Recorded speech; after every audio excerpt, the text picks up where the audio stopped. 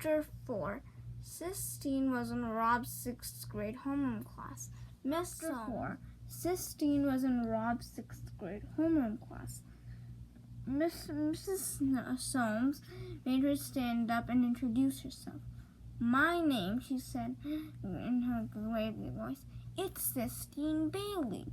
She stood at the front of the room in her pink dress. All the kids stared at her with open mouths as she had just stepped off a spaceship from another planet. Rob looked down on his stick. He knew not to scare her.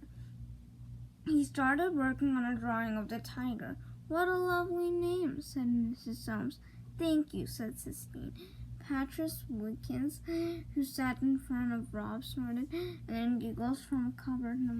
"I'm from Philadelphia, Pennsylvania," Sistine said, "home of Liberty Bell, and I hate South because people in it are ignorant. And I'm staying here in Lister. My father is coming to get me." Next week, she looked around the room definitely. "Well," said Mrs. Soames, "thank you very much for introducing yourself, Sistine Bailey. You may take your seat before you put your foot in your mouth any further." The whole class laughed at that. Rob looked up just as Sistine sat down. She glared at him. Then she stuck her tongue out at him.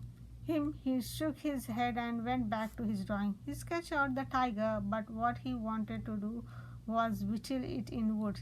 His mother had shown him how to whittle, how to take a piece of wood and make it come alive. She taught him when she was sick. He sat on the edge of the bed and watched her tiny white hands closely. "Don't jiggle that bed," his father said. "Your mama is in a lot of pain." "His aren't hurting me, Robert," her mother said. "Don't get all tired out with that wood," his father said. "It's all right," his mother said. "I am just teaching Rob some things I know." But she said she did not have to teach him much. His mother told him he already knew what to do. His hands knew what. That's what she said. "Rob," said the teacher, "I need you to go to the principal's office." Rob didn't hear her. He was working on the tiger, trying to remember what his eyes looked like. "Robert," said Mrs. Soames, said Robert Horman. Rob looked up. Robert was his father's name. Robert. When his mother had called his father Mr. Palmer. "He wants to see you in his office. Do you understand?" "Yes, ma'am," said Rob. He got up and took his picture of the tiger and folded it up and put it in the back of his pocket in their shirts. In his way to the classroom, Jason and Mara tipped him and said, "See you later, Rickhand."